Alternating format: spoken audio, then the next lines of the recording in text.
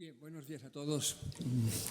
Muchas gracias por su asistencia. En nombre del patronato de la Fundación Sierra Pambley, les doy la bienvenida brevísimamente a todos ustedes, al subdelegado del Gobierno, y únicamente quiero felicitar entusiastamente a Isadora Duncan por realizar estas ya 8ª jornadas de educación financiera familiar y pobreza energética, como creo que además estuvieron interrumpidas durante el periodo de la pandemia. Es decir, son más de 8 años los que llevan haciéndolas, lo cual es una vocación importantísima y demuestra la utilidad de que se sigan realizando.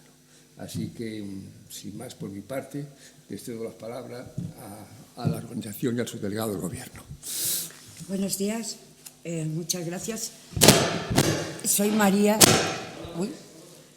la presidenta de Isadora Duncan, y doy las gracias al presidente de la Fundación Sierra Pambley y a su delegado, que nos ha hecho un favor, que lo cogimos de tapadillo, así de prisa y corriendo. El otro día dijimos, por favor, tienes que venir a presentar nuestra jornada. Y él, como siempre, encantado ha venido. Doy la bienvenida a estas jornadas que como ha dicho el presidente, ya llevamos años haciéndola. Y bueno, en el día de hoy van a participar representantes del Banco de España, de Asufin, de CECU y de la Red Europea contra la Pobreza. Y bueno, yo antes de estas jornadas llevamos tiempo, quiero decir por qué comenzaron estas jornadas, porque Isadora Duncan se ha especializado en esto y bueno, la gente que nos conoce lo sabe. Desde que fundamos Isadora Duncan allá en el 84, como asociación de madres solteras, eran tiempos duros, casi oscuros, salíamos de la oscuridad, pero un grupo de madres solteras, y desde León, muy local, decidimos ponernos el mundo por montera y y constituimos la asociación de madres solteras Isadora Duncan con un único fin. Somos madres solteras, pero somos una familia propia y autónoma con todos los derechos y deberes que ello conlleva, y exigimos, porque además lo decíamos así, justicia social para nosotras como mujeres y para nuestras familias. Y ahí comenzó la andadura. No lo tuvimos muy difícil, porque como éramos la única asociación en este país de madres solteras que reivindicaba eso, y desde un sitio como León llamábamos la atención en todos los lados. Entonces empezamos a salir luego en toda la prensa, pero no solo la de León, en la televisión española. O sea, realmente tenemos que ponernos y hacerlo una documentación muy importante sobre nosotras. Y nuestro salto a Europa también fue, pues eso, al encontrarse una asociación local y de León, igual. Y bueno, podemos decir que después de 40 años somos como una especie también un poco de estrellitas en la ONU. Somos muy demandadas por la ONU e incluso estábamos invitadas a la Asamblea General de la ONU, pero bueno, hemos decidido no viajar porque también nuestros medios no son muchos, tanto de personal como económicos, y tampoco conviene abarcar mucho, porque al final si abarcas mucho lo pierdes todo. Si decidimos seguir aquí en León y seguir. Y hoy, antes de empezar, veréis, las familias monoparentales éramos invisibles y de repente, sobre todo a raíz de la crisis, pasamos a estar todo el día en el candelabro, como diría la Sofía Mazagalo, y era pobres, pobres, pobres. Se estigmatizó total y absolutamente a nuestras familias y sobre todo a nuestros hijos e hijas. Se utilizaba como insulto, lo comprobábamos en nuestras actividades y en los colegios, de calla, que tu mamá ha salido en la tele o en la radio diciendo que no tenéis ni para comer. Con lo cual nosotras decidimos cerrar el grifo a la prensa y no volvimos a presentar a ninguna familia monoparental que explicara su dura vida. Bueno, pues después de todo esto, de estar arriba, hemos pasado a ser otra vez invisibles.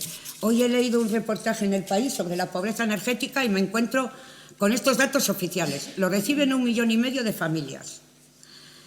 Más de la mitad de las familias son severas vulnerables.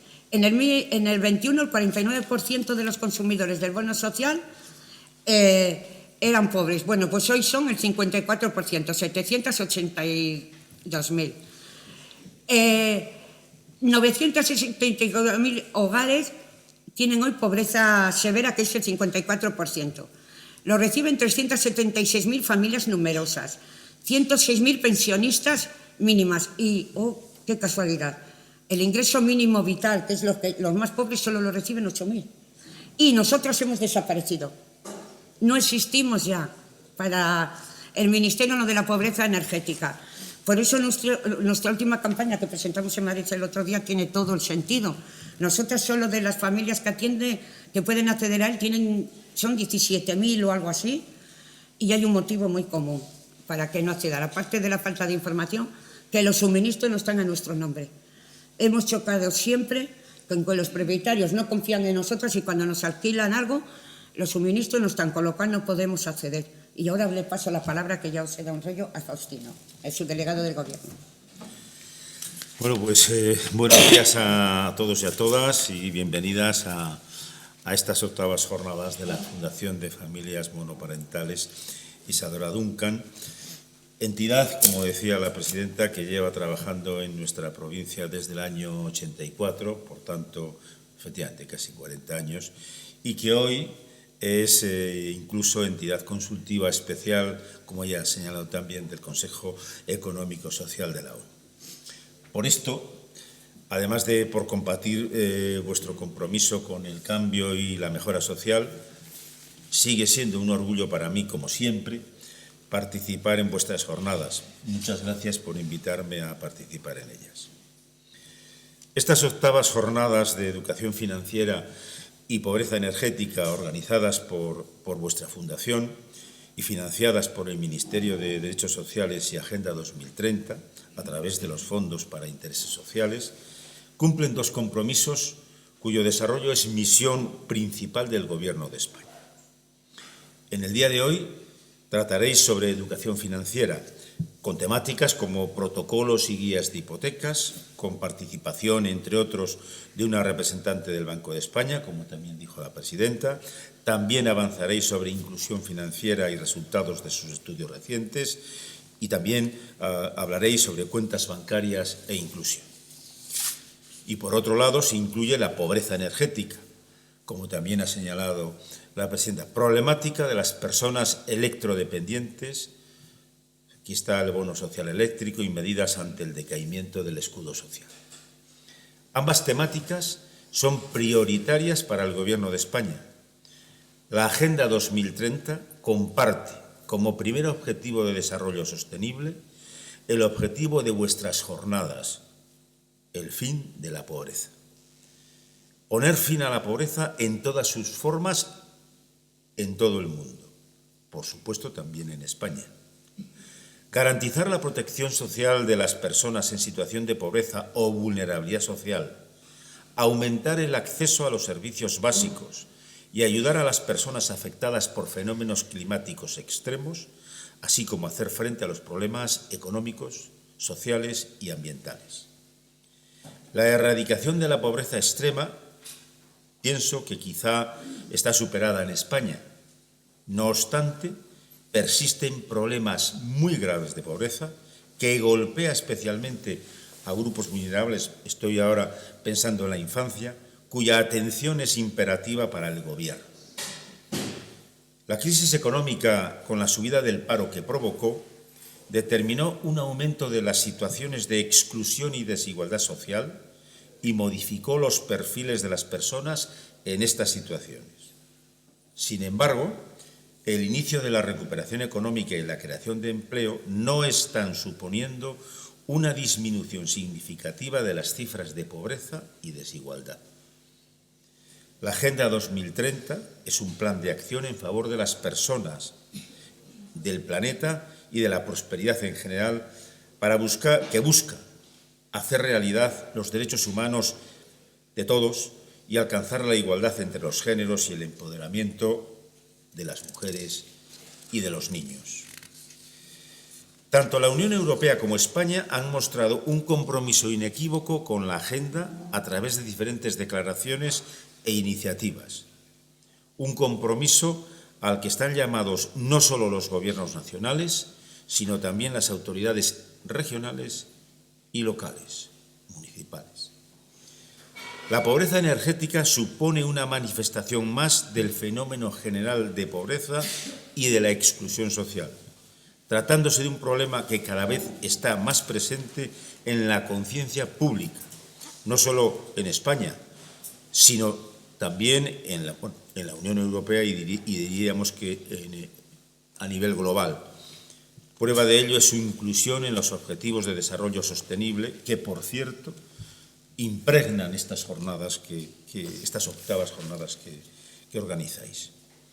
Así, el Objetivo 7, energía asequible y no contaminante, persigue garantizar el acceso a una energía asequible, segura, sostenible y moderna para todas las personas.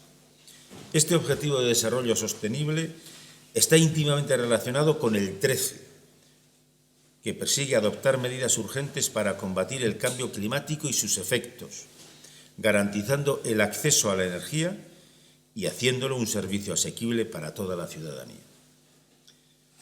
La alerta climática planteada por la comunidad científica ha hecho que en el horizonte 2020-2050 las emisiones de CO2 se constituyan como el principal vector de transformación del sector de la energía.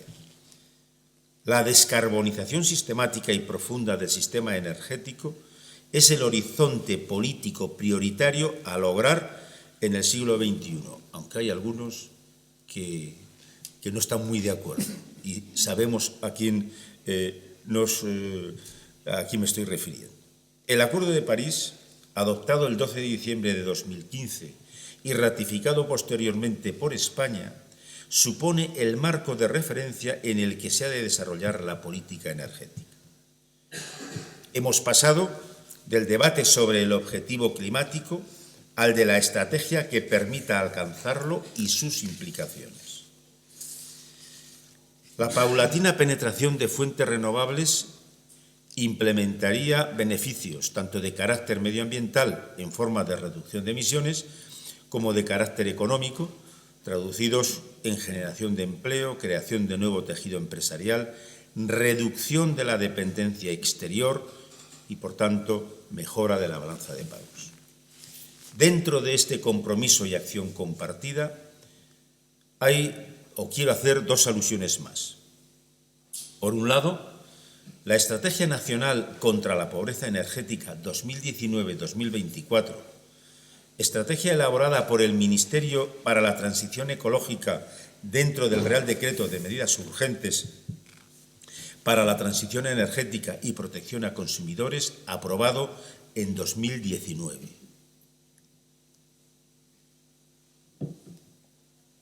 En ella se establecieron por primera vez las definiciones de pobreza energética y de consumidor vulnerable, realizando un diagnóstico de la situación de España, determinando ejes de actuación y objetivos para la reducción de este problema social que afecta a más de 3 millones de personas en nuestro país. Y por otro lado, desde el año 2015, el primer lunes del mes de octubre, se celebra el Día de la Educación Financiera, como iniciativa promovida por el Plan de Educación Financiera, que en colaboración con diversas entidades e instituciones realiza iniciativas educativas por toda España y para todos los grupos sociales. Los objetivos de estas jornadas educativas son dobles: mejorar los conocimientos y concienciar sobre su importancia y celebrar con este fin el próximo 2 de octubre, es decir, el primer lunes de este año, de octubre de este año, bajo el lema Finanzas inclusivas, finanzas para todos. Este plan de educación financiera es una iniciativa de la Comisión Nacional del Mercado de Valores, del Banco de España y del Ministerio de Asuntos Económicos y Transformación Digital. Con él se persigue mejorar la cultura financiera de la ciudadanía, dotándola, mejor dicho, de los conocimientos básicos y las herramientas necesarias para el manejo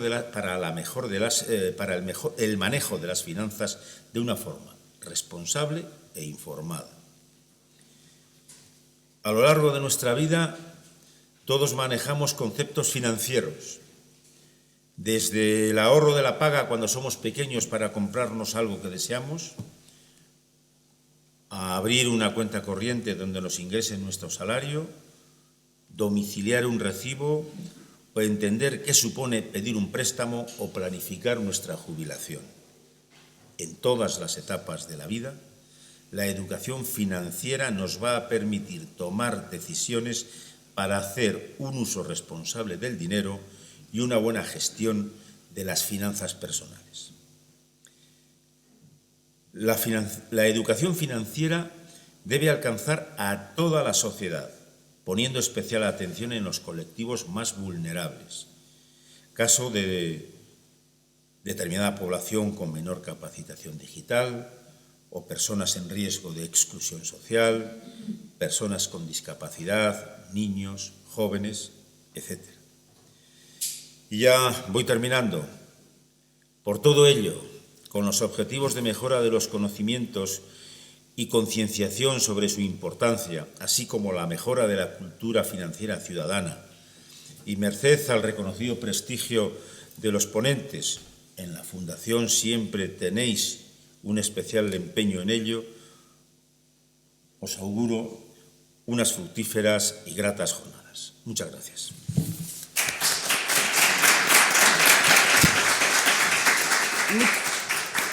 Muchas gracias a los dos presentadores, pero ahora os pediría un fuerte aplauso y aplauso porque sabéis que Daniel, el compañero que llevaba esto, ha pasado a la CIUDE y le ha sustituido, con perdón de Daniel, sabe que yo siempre soñé que en el tema de dinero también estuviéramos las mujeres, porque siempre los hombres. Pues por fin tenemos una estupenda compañera, Sonsoles, que es la que ha tomado el relevo de Dani y va a ser hoy la que lleva las jornadas. Bienvenida, Sonsoles. Buenos días, muchas gracias por el relevo y la presentación. Tengo que nombrar también como relevo de Daniel a mi compañero Aitor, que está por aquí y que es la persona que también está en apoyo conmigo en el programa y que, bueno, estamos empezando a rodar, tenemos muchísimas ganas, mucha ilusión y sobre todo pues para nosotros es un buen momento para empezar a rodar, teniendo a gente tan potente y con tantos conocimientos de los que creo que nos va a venir muy bien para esta entrada a este campo, a este mundo. Así que, bueno, muchas gracias a María, a Faustino, a Graciliano por este impulso de inicio de jornadas y bienvenidas a todas las personas que estáis aquí y las que nos están siguiendo en streaming de diferentes sitios de España, que eso también pues es importante destacar. Desde la Fundación y desde el equipo, al que también agradezco muchísimo todo lo que se han involucrado en el desarrollo de estas jornadas, hemos intentado pues, traer y reunir a un grupo de expertos pues, importante, sobre todo para darnos un poco de luz en estos campos, como son la educación financiera y la pobreza energética, y sobre todo para compartir sus experiencias y conocimientos. Estamos aquí para aprender y sobre todo para escuchar y poder ir anotando pues, todo lo que quieran compartir con nosotras. Esta iniciativa está enmarcada dentro del programa de educación financiera de la Fundación, pero que también tiene un impacto nacional y está financiada por el Ministerio de Derechos Sociales y Agenda 2030, como ha comentado Faustino. Durante estas sesiones, antes de dar pie a la primera ponente y no alargarme mucho más, animamos a todas las personas a que participéis de manera activa, a que hagáis preguntas y que compartáis todas las inquietudes que puedan ir surgiendo. Al final de cada sesión trataremos de resolver las dudas que vayan surgiendo, que en mi caso seguramente sean bastantes, y que puedan surgir pues, debates al hilo de las ponencias. Así que sin mucho rollo de más, quiero dar paso a la primera ponente en estas jornadas, que es doña Beatriz Domingo. Buenos días, Beatriz. Muy buenos días. Muy buenos días. Bueno, ella viene en representación del Banco de España, donde trabaja desde el año 99. Ella es técnico de la Central de Anotaciones y Deuda. Empezaste ahí. Como técnico. Empecé ahí, sí. A principios de los 2000 aprobaste la oposición, ¿no? De inspección. Inspección, genial. También es o ha sido inspectora de cajas de ahorro y cooperativas de crédito y ha estado involucrada en la coordinación de varios comités internacionales de supervisión. Asimismo, en 2017 se incorpora en el Departamento de Conducta de Entidades como responsable de una de las unidades de supervisión y actualmente es consejera en dicho departamento. Además, ha estado plenamente implicada en la elaboración de la Guía de Códigos de Buenas Prácticas para la Protección de Deudores Hipotecarios y, en concreto, en estas jornadas, su aportación se centrará en el protocolo de hipotecas y la guía que se ha realizado desde el Banco de España al hilo de toda esta situación. A mayores, y un dato que he conocido cuando nos hemos encontrado, ella ha sido vecina de León, ella estuvo en el cole aquí, entonces al parecer está muy a gusto. Estoy encantada de estar aquí en León, y bueno, esperemos que su estancia y estas jornadas pues sean de su agrado y que nos anime a saber un poquito más. Seguro que sí. Vamos, estoy encantadísima de estar aquí. Así que... Te doy pie. Vale, ¿me acercas el...? Sí, o si quieres pasar Casi por mejor, aquí y así sí. ya...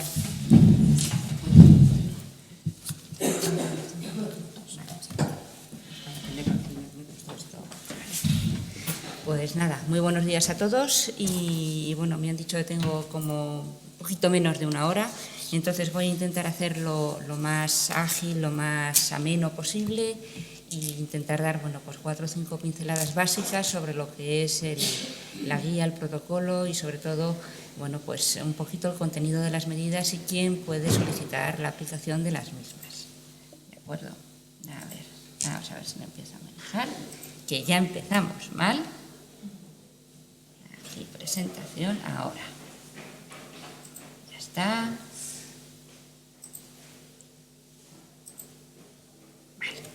Bueno, pues no. Vale, y aquí sí se ve. Fenomenal. Bueno, pues básicamente bueno, pues he preparado una mini presentación, pero si veo que es necesario hacerlo de otra forma, pues cambio el formato y sin problemas. Aquí lo fundamental es que todos nos llevemos 4 o 5 pinceladas básicas de lo que es, quién lo puede pedir, cuáles son los requisitos y un poquito, bueno, pues qué medidas son las que se podrían solicitar en caso de ver que no se puede hacer frente a la hipoteca y se cumplen pues una serie de circunstancias de especial situación de, bueno, pues de especiales dificultades, ¿de acuerdo? Entonces, ¿por qué surgen estas medidas? ¿Por qué surgen estos protocolos? Pues básicamente porque, bueno, pues como todo el mundo sabe, estamos en un entorno inflacionista. Muchas familias están sufriendo dificultades económicas, hay complicaciones sobrevenidas de la senda de recuperación tras la pandemia, todos nos las veíamos muy felices, parecía que aquello chutaba de maravilla y, bueno, pues de repente ha sido que no. Nos ha venido pues una serie de efectos del exterior que nos han fastidiado todas nuestras buenas expectativas. Y uno de los principales efectos es la subida del Euribor. Esta subida del Euribor bueno, pues es especialmente importante, lógicamente, para los préstamos que están a tipo de interés variable. Un préstamo, eso sí, no solamente los préstamos al Euribor son préstamos a interés variable. Un préstamo a tipo de interés variable es todo préstamo en el cual el tipo de interés depende de elementos externos, que no tienes un 3% fijo, un 4% fijo, sino te dicen, oye, cada año te lo voy a revisar, ¿de acuerdo? Entonces, a raíz de todo esto se publicó el Real Decreto Ley 19/2022, que lo que hace es que recoge un conjunto de medidas dirigidas a los deudores hipotecarios en dificultades. ¿Cuáles son estas medidas? Pues básicamente el refuerzo del Código de Buenas Prácticas que ya existía. En el 2012 ya se publicó un Real Decreto en el cual se establecían una serie de medidas dirigidas a personas con dificultades para el pago de las hipotecas. Se crea un nuevo Código de Buenas Prácticas muy similar al que ya existía, pero que tiene un foco distinto. Está dirigido a personas en dificultades, pero un poquito mejor. Y luego hay una serie de medidas adicionales que están diseñadas para que toda persona con un préstamo hipotecario sobre vivienda habitual pueda solicitarlas. Por parte de Banco de España, bueno, pues en el artículo 13, que tengo grabado a fuego de ese Real Decreto, se nos hizo un encargo doble. Primero, que elaboráramos una guía que desarrollase estas medidas y que las hiciese más accesibles a todos. Todos sabéis que las normas muchas veces son complicadas, oscuras, inabarcables, y además todos nos ponemos muy nerviosos cuando nos toca leernos el BOE y vemos que todo aquello es como un compendio que no nos enteramos de nada. Bueno, pues se dijo, oye, vamos a ver si se puede traspasar el lenguaje jurídico y hacerlo un poquito más accesible a todo el mundo. Y esa ha sido nuestra intención, crear una guía que reconozco que es grande, larga, pero que intentamos que facilite la lectura y sobre todo la comprensión de las medidas para todos. Y además se nos encargó hacer un simulador. Un simulador, bueno, pues es una especie de herramienta informática que luego veremos, en el que tú metes una serie de datos y que, bueno, te hace una estimación de si tienes o no tienes derecho a solicitar la aplicación de alguna de estas medidas. Estos simuladores hay que tener en cuenta que no son la panacea universal. Es decir, el simulador está confeccionado de acuerdo con unos parámetros base determinados. Un tipo de préstamo, bueno, pues lo que se dice, un préstamo a tipo de interés variable, con cuotas fraccionadas que sean comunes o constantes a lo largo del tiempo. Es decir, es un préstamo tipo. Eso quiere decir que cualquiera que vaya a utilizar el simulador no debe de pensar que el resultado que le da es el que es. Todos tenemos que ir al banco a solicitar la información. ¿Por qué? Porque mi préstamo es distinto al, por ejemplo, al de usted o al de usted. O sea, todos tenemos alguna característica, una peculiaridad en el préstamo que nos lo va a hacer diferente. Eso implica que es el banco el que me tiene que decir si cumplo o no cumplo realmente los requisitos. Este simulador lo que hace es que me da una primera orientación. Me dice, oye, pues parece que tengo derecho a pedirla. Bueno, pues con ese parece que me voy al banco. Pero si luego el banco me dice, oiga, usted no tiene derecho, tenemos que decirle, ¿y por qué no tengo derecho? Y el banco me tiene que explicar por qué no tengo derecho.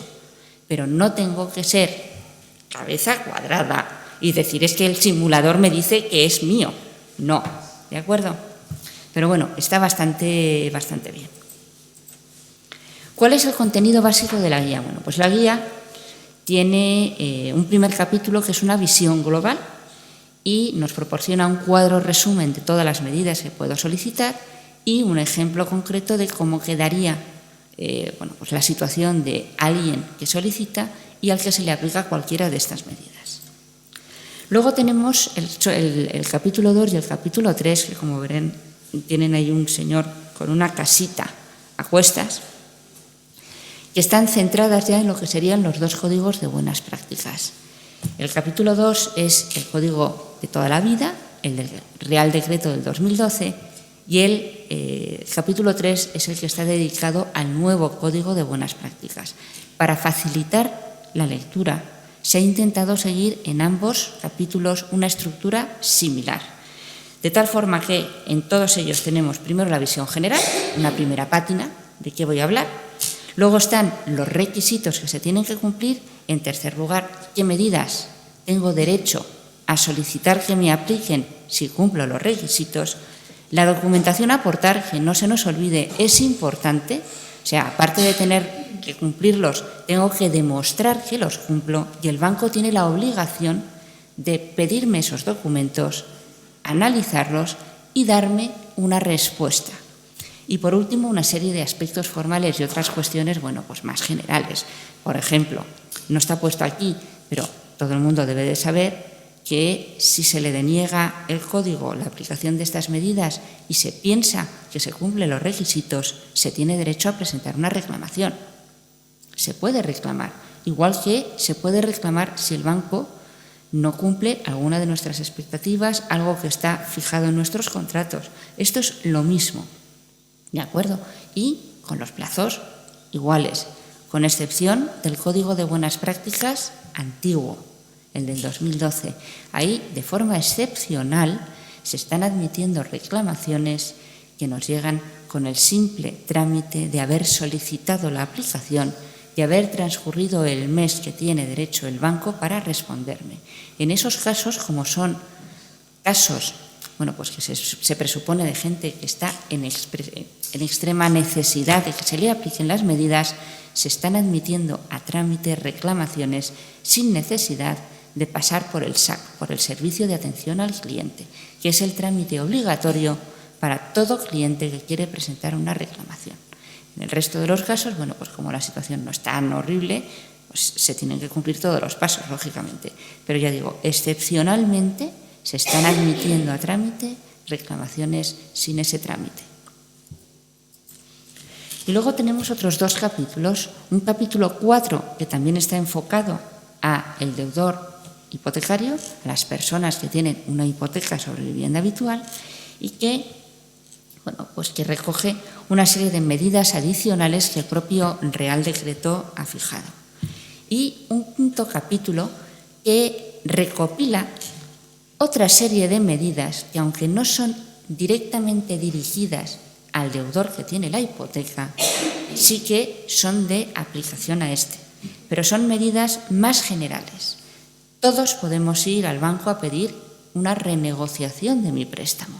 Puedo pedir al banco, oye, voy fatal, no cumplo estos requisitos, ¿qué podemos hacer? Y muchas veces el banco dice, venga, vamos a ver qué podemos hacer.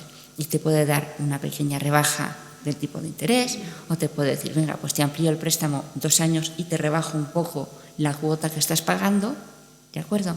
Y luego pues hay un pack de medidas adicionales que ya veremos muy por encima, dirigidas, pues a quien ya está en una situación de extrema necesidad. Es cuando decimos, oye, estoy ya en situación de insolvencia, no hay forma de ni siquiera pagar lo que le debo a Hacienda. Pues también hay una serie de medidas dirigidas a quien tiene esos problemas, ¿de acuerdo? Esto es el resumen que aparece en la web. Nosotros tenemos la guía y acto seguido hay una especie de una infografía monísima en la que tenemos una visión reducida, una visión global de todas las medidas. Y como veremos, esta es la página web. Estamos en la web del Banco de España. En el apartado de publicaciones nos tenemos que ir a, si no recuerdo mal, miscelánea. La web es que nos acaban de cambiar hace nada, pero quizás lo más rápido es ir. Buenas prácticas.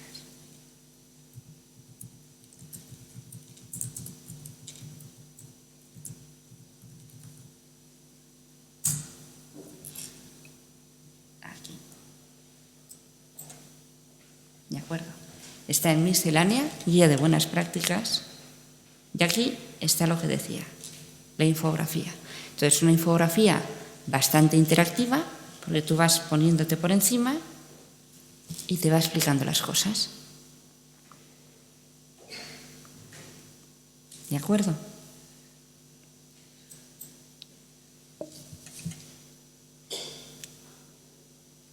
Bueno, como luego las voy a explicar, esto es lo de menos. Y aparte tenemos el simulador. Y pues luego lo voy a pinchar porque vamos a hacer algún ejemplo práctico para que se vea para qué sirve. Si ya nos metemos en lo que sería el Código de Buenas Prácticas tradicional, el que está habilitado desde el 2012 y va a seguir estando abierto a todo el mundo que cumple con los requisitos. ¿Cuáles son los requisitos? El primero, que la entidad tiene que estar adherida.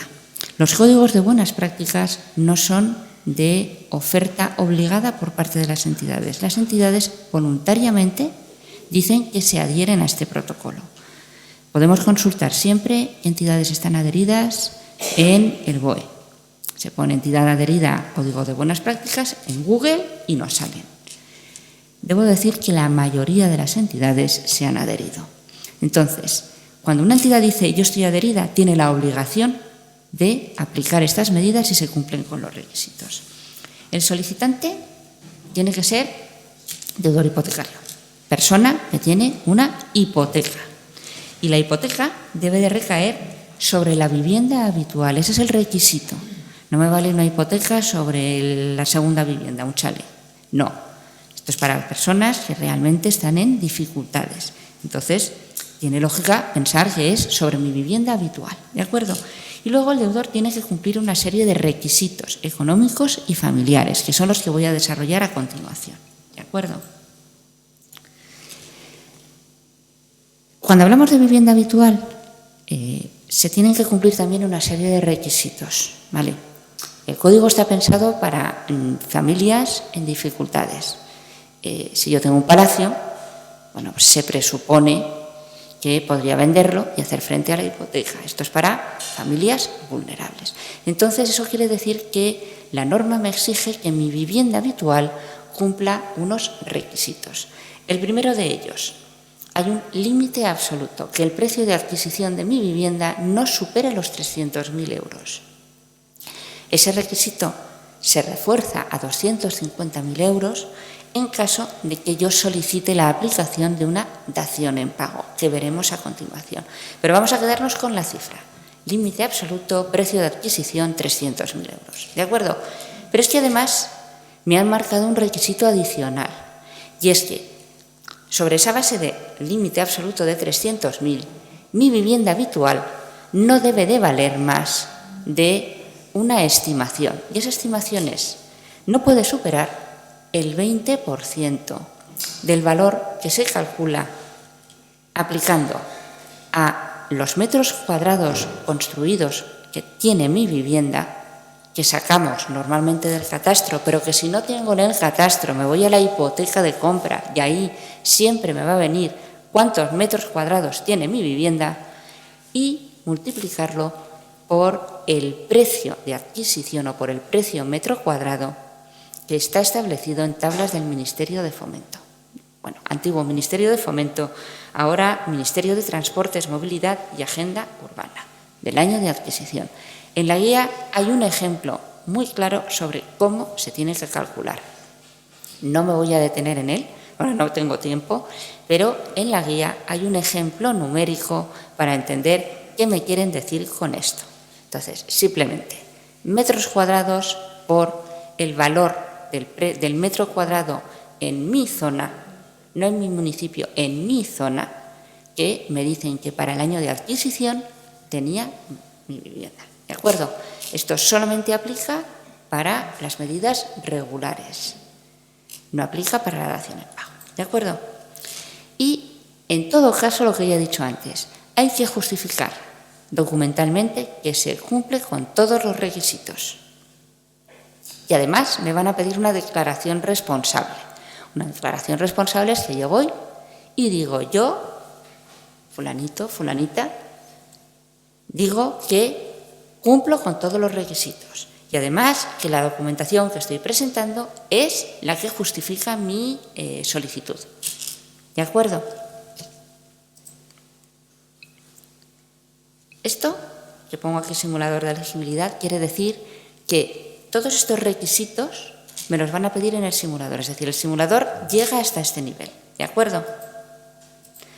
¿Cuáles son los requisitos económicos familiares? Y aquí ya nos vamos a meter en lo que es la potencia. Primero, el concepto de unidad familiar. Es un concepto clave. La unidad familiar la forma el deudor, deudora, cónyuge o pareja no separada, en su caso, e hijos convivientes. Es decir, una familia monoparental con hijos es una unidad familiar. ¿De acuerdo? Si los cónyuges están separados legalmente o hay codeudores sin vínculos, yo puedo tener un préstamo hipotecario firmado entre dos hermanos. ¿De acuerdo? En la medida en que cada uno de ellos cumple la definición de unidad familiar, podría solicitarlo, pero tienen que cumplirlo los dos. ¿Vale? ¿Cuáles son los requisitos económicos? Esto es quizás la parte más complicada de entender, pero bueno, tampoco es tan difícil, ¿de acuerdo? En primer lugar, tengo que cumplir los requisitos de nivel de ingresos. Nivel de ingresos brutos, ¿de acuerdo? La norma me dice que siempre y cuando tenga unos ingresos brutos inferiores a 3, 4 o 5 veces el ingreso mínimo, abajo se ve 3 veces el IPREM, son 25.200 euros al año, calculado sobre 14 pagas. 4 veces 33.600, 5 veces 42.000. Es decir, siempre y cuando tengo ingresos inferiores a esos mínimos que me está estableciendo la normativa, tengo derecho o cumplo el primero de los requisitos, ¿de acuerdo? 4 o 5 veces el IPREM se eleva porque la unidad familiar está en situaciones de especial vulnerabilidad o una situación de discapacidad, una situación específica. La norma me tipifica cuáles son esas circunstancias, ¿de acuerdo? Pero vamos a quedarnos con la idea general. Tengo que tener unos ingresos brutos inferiores a lo que me marca la normativa, con carácter general, 14 pagas, 25.200 euros al año.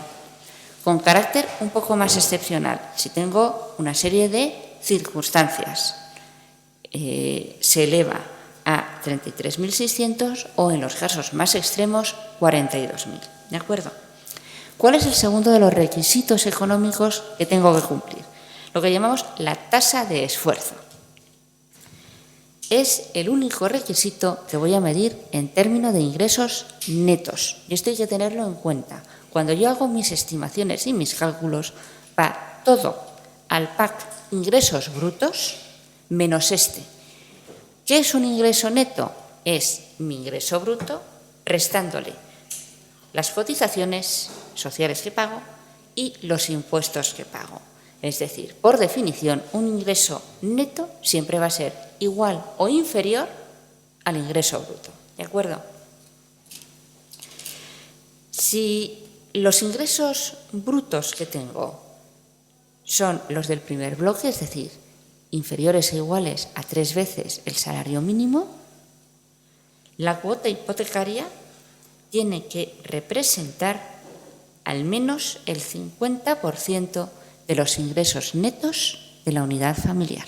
Eso luego lo vamos a ver con el ejemplo, ¿vale?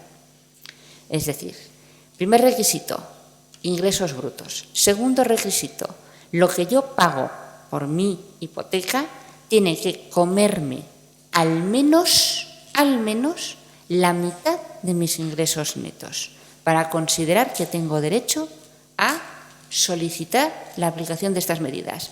¿Qué ocurre si estoy en situación de especial dificultad? Cuando tengo 4 o 5 veces el salario bruto, el salario mínimo interprofesional como límite de ingresos generales, que se suaviza un poquito esto. Entonces, en lugar de representar el 50%, me exigen que represente el 40%. ¿De acuerdo? 50% en general, 40% situación ya de más dificultades, ¿vale? Pero es que además me exigen un tercer requisito. Y el tercer requisito es el empeoramiento de las circunstancias. Ya no solamente es que mi tasa de esfuerzo, es decir, lo que me cuesta pagar la hipoteca, se me coma el 50%. Es que además tiene que haber empeorado mi situación con respecto a la que tenía hace 4 años. Y aquí la norma me dice hace 4 años, ¿vale? No el año pasado, hace 3, hace 4 años. Es decir, cojo mi situación hace 4 años, mi situación ahora, y las comparo. ¿De acuerdo? Entonces, me dicen que puedo solicitarlo si desde hace 4 años hasta ahora empeora. Es decir, aumenta el porcentaje de ingresos brutos destinado al pago de la hipoteca. Si yo antes destinaba hace 4 años el 20% y ahora destino el 21%, cumplo el requisito. Tendré que ver si cumplo los otros 2, pero ese requisito lo cumplo. ¿De acuerdo? Y sobrevienen circunstancias de especial vulnerabilidad, que también están tipificadas por la norma. Por ejemplo, menores, que se haya tenido un hijo, una hija. Eso es una situación que se considera de especial vulnerabilidad, especialmente significativo en el caso de familias monoparentales. Oye, mi situación hace 4 años a lo mejor estaba soltera y ahora tengo soltera y con un hijo. Esa es una situación de especial vulnerabilidad contemplada expresamente en el Real Decreto. Sobreviene una discapacidad, también es una situación de especial vulnerabilidad, etcétera. ¿De acuerdo? ¿Qué ocurre? Bueno, pues que el propio Real Decreto plantea que de las medidas que tengo, si tengo situaciones especialmente difíciles, puedo aplicarme una serie de medidas más beneficiosas. Para las otras circunstancias también tengo medidas, pero son más beneficiosas todavía. ¿De acuerdo? Y aquí ya sí que vamos a intentar hacer un primer ejemplo. ¿De acuerdo? Este es el simulador. Como verán, como veréis, es bastante intuitivo. Hay una serie de celdas y yo las tengo que ir completando. ¿De acuerdo? Primero, hemos dicho que tiene que ser entidad adherida. Pues vamos a poner un nombre. ¿Cuál nos apetece? Venga.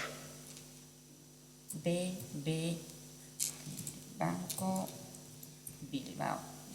Está. Cuando yo tecleo la primera sílaba, ya me empieza a salir el listado. ¿Vale? Es un listado larguísimo. ¿Vale? Si yo, por ejemplo, hubiera puesto mi entidad no está en la lista, directamente doy a dime y me va a decir que va a ser que no. ¿Vale? Esta está en la lista. Venga. ¿Se trata de un préstamo con garantía hipotecaria, vivienda habitual? Sí. Si pongo no, ya me van a decir que no funciona. ¿De acuerdo? ¿El precio de la vivienda es inferior a 300.000? Sí. ¿La formalización fue anterior al 31 de diciembre de 2022? Esta pregunta tiene sentido con respecto al nuevo Código de Buenas Prácticas, ¿de acuerdo? Porque hay un requisito que no tiene este código tradicional y es que la hipoteca tiene que ser anterior al 2022. Vamos a poner que sí, ¿de acuerdo? En general todos vamos a pedir ya la hipoteca, bueno, la hipoteca ya tiene cierta alcurnia, ¿vale? Importe de la cuota mensual. Y como tengo aquí apuntado esto, vamos a poner 850, ¿vale? Esta es la cuota a día de hoy, ¿vale? Me piden cuál es la cuota que yo tenía hace 4 años. ¿Por qué? Porque el segundo bloque de los requisitos, o el tercero, es el de empeoramiento respecto a hace 4 años. ¿Esto qué nos exige? Nos exige tener la información de la cuota que teníamos hace 4 años. Si no la tengo, se la tendré que pedir a mi banco, ¿de acuerdo? Pero tengo que tenerla. 690. Así, a primera vista, parece que cumplo los requisitos. La cuota es superior, cumplo con el requisito de la vivienda, etcétera, ¿vale? Vamos a empezar con los requisitos económicos. El primero de ellos, mis ingresos brutos a día de hoy. Voy a poner 22.500, que está por debajo del IPREM que hemos mencionado. Vale. Ahora me piden que diga los ingresos netos de hace 4 años. Que vamos a poner que son 16.300. No, perdón. Estos son los actuales. Ahora vamos a ir a los de hace 4 años. ¿De acuerdo? Vamos a poner 13.900. Y vamos a poner, por ejemplo, por decir, oye, tengo una familia de especial vulnerabilidad, que hay un menor de edad. ¿De acuerdo? Tenemos un menor de edad.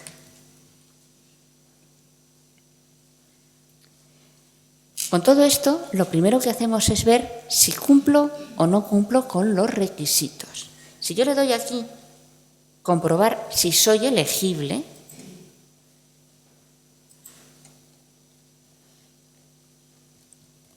a ver si comprobamos si soy elegible. ¿Perdón? Perdón. Se me había olvidado. Vale.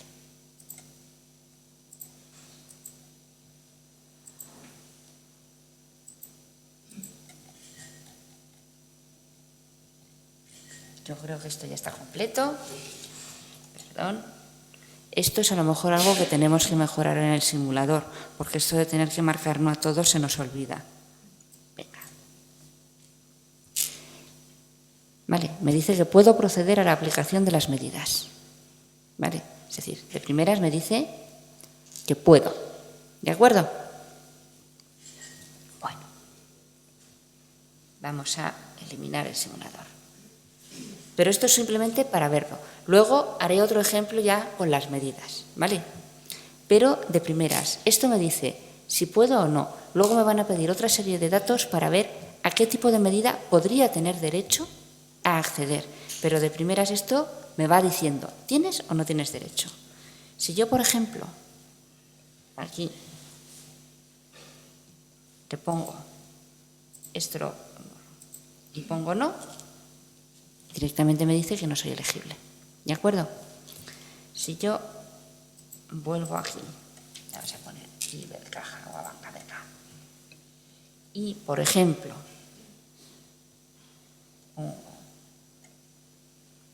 no, me dice que no y el por qué.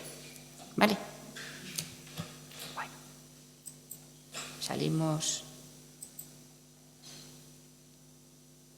bajo y sigo con la presentación.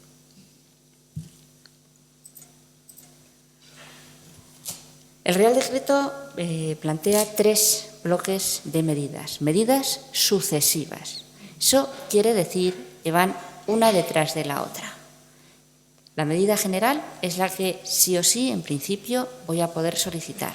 Ahora bien, si esa medida no es aplicable, bajo al siguiente nivel. Y si esa medida no es aplicable, bajo al tercer nivel. ¿De acuerdo? Eso quiere decir sucesivo. Entonces, la primera es la reestructuración de la deuda. Yo puedo pedirle al banco una reestructuración, tenga o no tenga dificultades. Lo que ocurre es que el Código de Buenas Prácticas define un tipo de reestructuración concreto, es decir, tasa cuáles son las condiciones que el banco debe de ofrecerme y, si cumplo con los requisitos, sí o sí, darme. ¿De acuerdo? Es la medida general y es lo que se ha desarrollado en la página web, en el cuadro que hemos puesto, ¿vale? La norma fija las condiciones a ofertar por la entidad, aunque el deudor tiene derecho a proponer un plan alternativo. ¿De acuerdo? Yo tengo una hipoteca, me ofrecen estas medidas, a lo mejor pienso que hay alguna que es demasiado. Yo puedo proponerle al banco suavizar o incluso endurecer alguna. Esas medidas alternativas yo se las puedo presentar al banco, pero el banco no tiene obligación de aceptarlas, ¿vale? El banco solo tiene obligación de darme las medidas que tipifica la norma, ¿vale? Se aplica si es viable, y es viable siempre y cuando la cuota resultante después de aplicar las medidas es inferior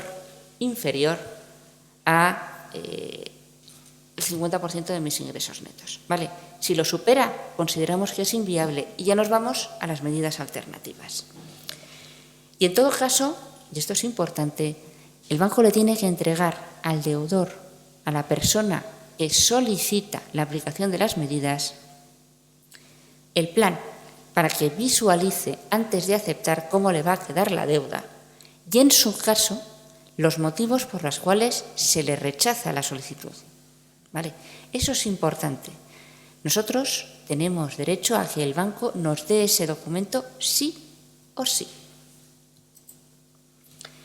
El plan de reestructuración, bueno, pues tenemos 2 bloques de medidas, ¿de acuerdo? Un bloque de medidas que se centran en lo que se llama una carencia de principal y reducción del tipo de interés. La carencia de principal es que durante 2 o 5 años solamente voy a pagar intereses, ¿vale? Y unos intereses, además, que durante ese periodo de tiempo se van a reducir.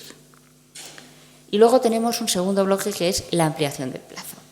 La ampliación de plazo es que mi préstamo, que antes era a 30 años, pido que me lo alarguen a 40 años o a 35 años, dependiendo de cuál sea mi situación.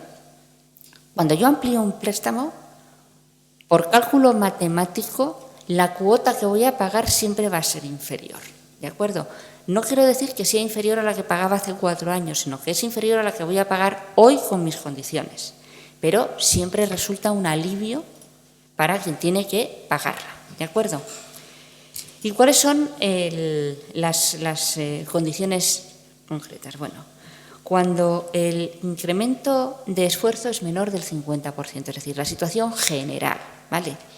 Yo siempre voy a pedir que me reduzcan el pago en el capital durante 2 años y además que me bajen el tipo de interés a un tipo de interés tal que haga que el valor actual de mi préstamo disminuya al 95%. Esto es un cálculo matemático y no me voy a meter. ¿De acuerdo? En el simulador te lo hacen y el banco te lo tiene que hacer. Pero lo que quiere decir es, si mi préstamo con el tipo de interés actual a día de hoy vale 200, me tienen que hacer, o vale 100, me tienen que dar un tipo de interés reducido que haga que mi préstamo a día de hoy con ese tipo de interés valga 95. ¿Vale? Esa es un poco la idea de la medida. Y además tengo derecho a que me amplíen hasta 7 años el préstamo con el límite de 40. El límite de 40 es inamovible. Pero aquí me pueden ampliar como mucho hasta, si tenía 30, 37. ¿De acuerdo? Si estoy en situación de especial vulnerabilidad, si mi tasa de esfuerzo es mayor del 50% o si tengo alguna de las circunstancias de especial vulnerabilidad que tasa la ley. ¿Qué ocurre? Que en lugar de 2 tengo una carencia de 5 años. Es decir, durante 5 años voy a poder pagar solo intereses. Y el tipo de interés, además, es fijo. Ya no es ese tipo de interés que me va a hacer que el valor actual del préstamo... Muy complicado. Este es el que tradicionalmente era y se ha rebajado, que es Euribor menos 0,10. ¿De acuerdo? Antes de este Real Decreto del 19, la medida era única y era Euribor más 0,25. ¿Qué ocurre? Que con los tipos de interés que tenemos ahora, Euribor más 0,25 te pegas un tiro. Dices, horror, me están crujiendo. Entonces, por eso se ha rebajado Euribor menos 0,10. ¿Vale? Y aquí la amortización la puedo ampliar hasta 40 años. Venga. Vamos a hacer otro ejemplo. Y yo creo que es lo más divertido de esto. ¿De acuerdo? Volvemos. Vamos a ver. Vamos a volvernos al Bilbao Vizcaya. Se trata sí, se trata sí. Hemos formalizado sí. Cuota mensual 9,50. Ya. Yo soy de las que llevan gafas para ver de lejos y de cerca veo fenomenal. 5,50. ¿Vale? He cambiado... 5,50. Vale. He cambiado un poco las cifras para que se vea mejor. Oye, 900 y pico frente a 550 es mucho. ¿Vale? Ingresos brutos, vuelvo a los 22.500.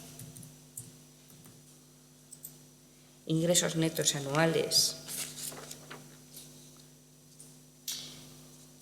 16.300. Y hace 4 años mis ingresos eran de 13.900. Vale. Vuelvo a decir, no. Volvemos a poner que somos familia monoparental. No. Todas estas son todas las circunstancias que tipifica la norma, es decir, todas estas son las circunstancias de especial vulnerabilidad.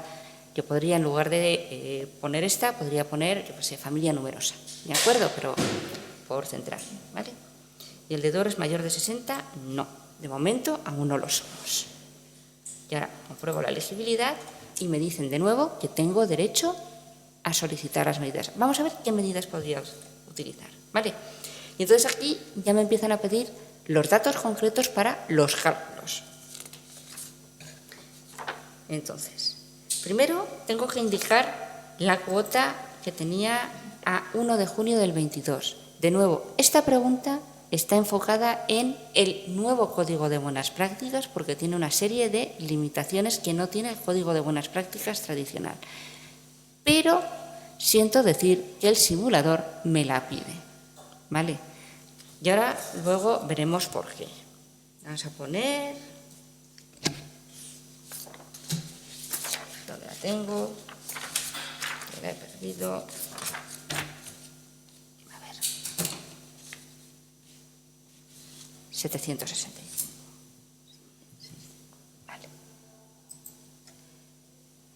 ¿Cuál es el plazo pendiente que tiene mi préstamo en meses? ¿Vale? Se multiplica el número de años y se cuenta el número de años más luego sumamos los meses que me queden. Cuando normalmente no lo voy a tener en enero, lo voy a tener en marzo, en abril o en mayo y esto lo voy a hacer a día de hoy. ¿Vale? Luego me piden el importe pendiente del préstamo.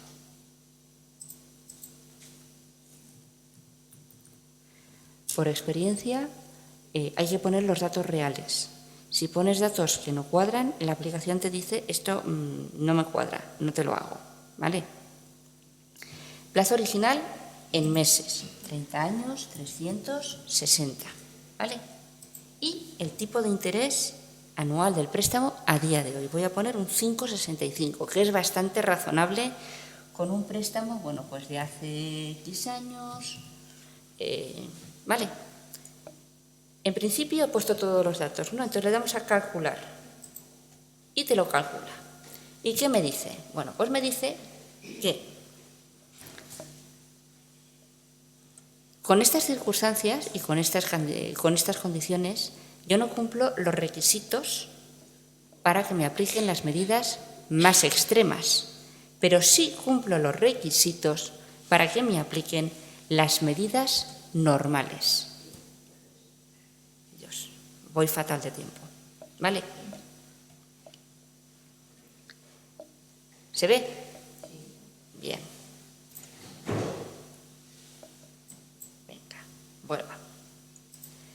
Medidas de aplicación sucesiva. Nada, brevemente. Tenemos la quita y la dación.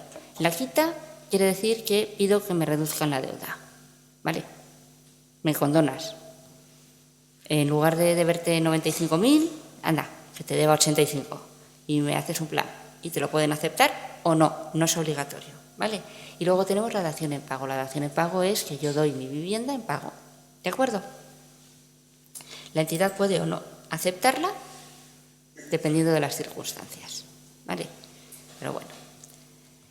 El nuevo Código de Buenas Prácticas. Prácticamente igual, solamente me van a cambiar requisitos económicos. Y tiene un límite temporal hasta el 31 de diciembre del 2024. Es decir, es un código nuevo que tiene fecha de caducidad, a diferencia del antiguo. Los requisitos similares. ¿Vale? Y lo único que me van a cambiar son que el valor máximo de la vivienda es solamente los 300.000, no tengo esa parte adicional, solamente para préstamos constituidos hasta el 31 de diciembre del 2022. El nuevo código es limitado y tiene fecha de caducidad. El antiguo voy a seguirlo pudiendo pedir a perpetuidad de momento. Y los requisitos económicos son algo más laxos. Hemos dicho que está pensado para gente con algo menos de dificultades, ¿vale? Sube un poquito los ingresos brutos, en lugar de 3, 4, 5 veces, 3,5, 4,5, 5,5, las circunstancias son prácticamente las mismas, se reduce la tasa de esfuerzo requerida, 30%, antes habíamos dicho 50% de ingresos netos o 40% en casos excepcionales, y el empeoramiento ya nos queda reducido a una sola circunstancia, ¿vale? Tiene que ser al menos superior en un 20% al que tenía hace 4 años. O sobrevienen circunstancias de especial dificultad, ¿vale? Las medidas, una sola medida, ¿vale? General y obligatoria. La norma fija las condiciones a ofertar, pero el deudor puede elegir entre 2 alternativas, ¿de acuerdo? Es decir, es un bloque de medidas a elegir por parte del deudor. Y, igual que antes, el deudor tiene que entregar, el banco le tiene que entregar al deudor el plan con los requisitos, si los cumple y por qué no los cumple, ¿vale? 2 bloques de medidas. El primer, muy similar al anterior, ampliación del plazo. Tengo derecho, y esa sí o sí me la tiene que ofrecer el banco, a que me amplíen el plazo en 7 años con el límite de 40, con un límite. Ojo, aquí es cuando entra en juego lo de la cuota a junio del 2022. Se dice que me puedes ampliar hasta 7 años, pero siempre con el límite de lo que pagaba por mi préstamo en junio del 2022. Es mi cuota tope, ¿vale? Y adicionalmente yo puedo pedirle al banco que además me dé una carencia, es decir, me permita durante 12 meses no pagar principal. El banco me lo puede conceder, pero de nuevo con el límite de lo que pagaba en cuota en junio del 2022, ¿vale? Y la otra opción es pedir que me hagan una conversión, me pasen el préstamo de tipo variable a tipo fijo. Esa medida la tenemos abierta cualquiera, o sea, no es una medida privativa de este código. Yo siempre puedo ir al banco a pedir que me conviertan mi préstamo de variable a fijo, ¿vale? Pero aquí el banco tiene la obligación de dármelo. Problema, que el banco me va a fijar el tipo de interés, ¿vale? Que me han dicho que voy muy mal de tiempo, entonces el segundo ejemplo no creo que vaya a llegar, pero vamos, es lo mismo de antes y simplemente era, bueno, pues que se veía claramente que yo tenía derecho a el antiguo y además al nuevo. Eso también hay que tenerlo en mente. Normalmente yo voy a tener derecho al antiguo Código de Buenas Prácticas y muchas veces también al nuevo. ¿Por qué? Porque cumplo los requisitos. En el momento en el que mi tasa de esfuerzo sea de al menos el 20%, yo cumplo requisitos antiguos y además cumpliría los del nuevo. Bueno, pues me van a decir cuáles son las medidas y me van a dejar la visualización de cómo queda mi préstamo con una o con otra, para que yo pueda más o menos verlo, ¿de acuerdo? Había hecho un cuadro comparativo, pero más o menos las diferencias las he ido mencionando. A grosso modo, el valor de la vivienda, en el nuevo Código de Buenas Prácticas solamente un límite, en el antiguo 2 límites. Ingresos brutos un poquito más suave, el nuevo código que el nuevo, 3, 4, 5, 3,5, 4,5, 5,5. Tasa de esfuerzo más leve, con que simplemente aumente la tasa de esfuerzo me vale. En el nuevo me piden un porcentaje. Destino al pago de cuota, con que destine un poquito más en el antiguo me vale, en el nuevo me piden que al menos el 20%. Y para aplicar las medidas más fuertes me piden la tasa de que destine más del 50% de mis fondos al pago de cuota. Básicamente es esto, ¿vale? Medidas, bueno, pues en uno tengo 3 medidas sucesivas. En el nuevo código solamente un bloque de medidas, pero 2 opciones para el cliente. O amplío y pido carencia o convierto. En el tradicional, amplío y carencia sí o sí. Si no puedo hacer frente de acción, quita. Y además, lo he mencionado, el Real Decreto y en la guía hay otra serie de medidas.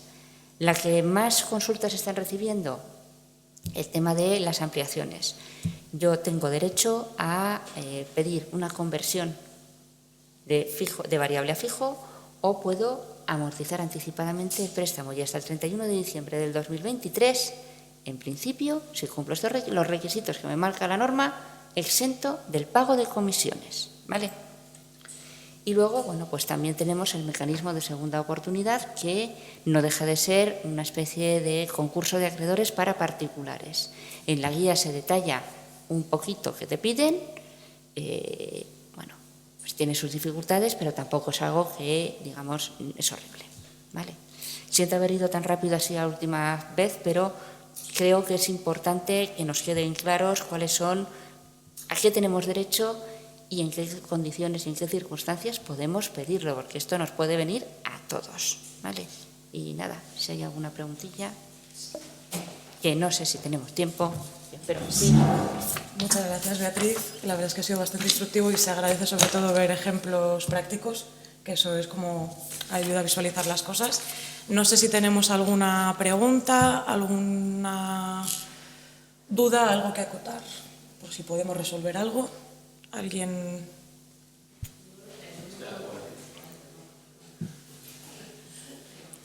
Con respecto a que hayan habido una situación que 4 años antes yo siempre entendí que era durante los 4 años anteriores. O sea, que durante hay margen de 4 años en los que la situación puede empeorar y se considera que se cumple el requisito. Eso pensábamos muchos también, pero se hizo una consulta y nos explicaron, y hay un compendio también de consultas del Tesoro, y nos dijeron que es hace 4 años. Es el punto. Ninguna norma es perfecta.